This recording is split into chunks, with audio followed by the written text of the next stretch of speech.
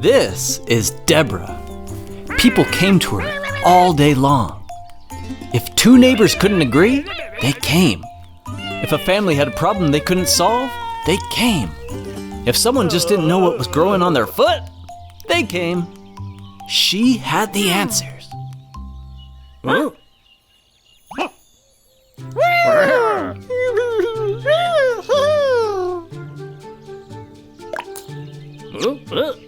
Huh? And when she spoke, people trusted her. Deborah was what the scriptures call a judge. After Joshua died, Israel's leaders were judges. Some of them led armies. Some of them rescued people from enemies. Deborah did something a little different. She led from under a tree, a very nice tree, with wisdom and answers. She helped people make decisions. She taught them. She reminded them of the Lord. She was also a prophetess. Huh? I thought prophets were only men. Well, most prophets we read about are men, but God has always spoken to his daughters too. Deborah was a prophetess. God guided her, and she helped lead her people. God speaks to all who are willing to listen. By the time of Deborah, though, things in Israel had gone downhill. It had been many years since Joshua, long enough that most people had only heard stories about the Jericho walls falling. They hadn't seen it themselves, and over time, the people who lived in the land, the Canaanites, had begun to influence them. Many Israelites began copying what the people were doing around them. At first, it was just small things. Then, it wasn't just small things.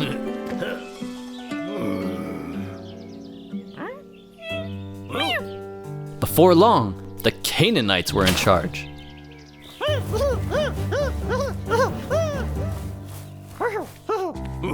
Their army was led by a commander named Sisera. And Sisera had something no one wanted to face: 900 iron chariots. And he wasn't a nice guy.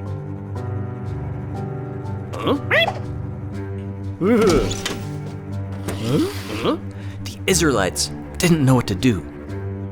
So they asked Deborah. Now that is a good question, she said. God gave her an answer. She sent for a man named Barak. Now Barak was a military leader, someone who knew how battles worked and what it meant to face an enemy. She told him what God had said. Gather 10,000 men and go to Mount Tabor. The Lord will deliver Sisera into your hands. After a moment, Barak said, I will go, but only if you will come with me. I will go with you, she said, but this battle will not end the way you think. The honor will go to a woman. So they gathered the army, 10,000 men, and climbed up Mount Tabor. From the top, they could see the valley spread out below them, and there was Sisera's army, lined up and ready with all those chariots. Uh-oh. Then Deborah spoke. Go. This is the day the Lord has given Sisera into your hands. That was all. Barak took a deep breath, stepped forward, and started down the mountain. The army followed. And then something changed. Clouds rolled in. Rain began to fall. Not lightly, but hard and steady. The dry ground turned soft, then muddy, and those powerful iron chariots that had made Sisera so dangerous began to slow down. Wheels got stuck, and horses slipped. What had once made Sisera's army unstoppable now had made it helpless. It wasn't much of a battle. Sisera saw what was happening and ran. He left his chariot, his army, everything behind, and kept running until he came to a tent where a woman named Jael lived. Jael stepped out and saw him. She knew who it was. Come in, she said calmly. Inside, Sisera collapsed. He was so tired. He asked for water. She gave him milk. She covered him with a blanket, and before long, he fell asleep. thinking he had finally escaped. But he hadn't. Just as Deborah had said, a woman would finish what had begun on the battlefield. And while Sisera slept, Jael made a brave and unexpected choice. She stopped him for good. The battle was over. God's people were safe. When it was all over, the enemy was gone. The chariots were no longer a threat, and for the first time in many years, Israel had peace. Later, Deborah sang a song so people would remember what had happened and how it all changed. No, she really did. See Judges chapter 6. She sang. Told ya. Hey, hey, hey. Hey, hey, hey. Ooh. I was sitting by my tree. People came to talk to me.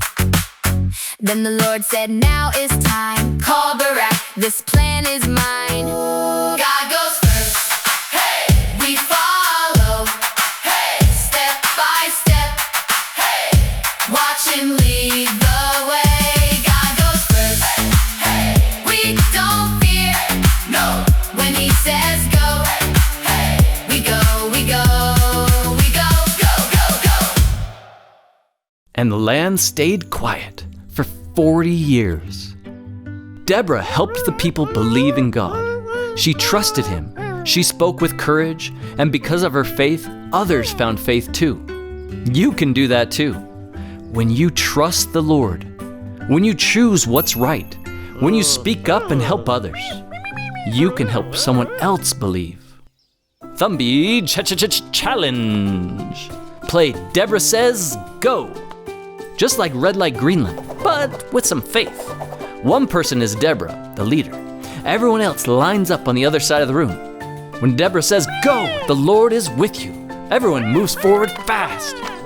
When Deborah says wait, everyone freezes. If you move on wait, you go back to the start. Go on, give it a try. No, seriously, get up. Give it a try. Why not? Then Deborah said to Barak, go. Today the Lord will hand Sisera over to you. Hasn't the Lord gone ahead of you? Judges 4:14. Our new Thumby Club is Thumb-mazing.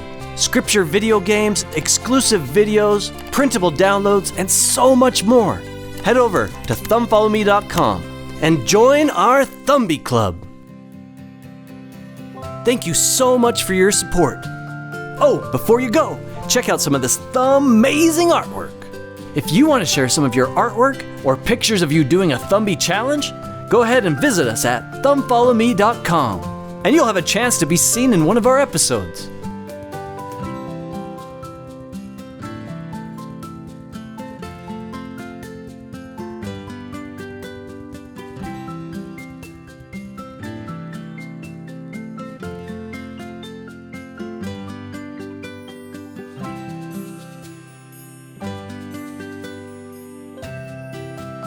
And thanks for watching Thumb Follow!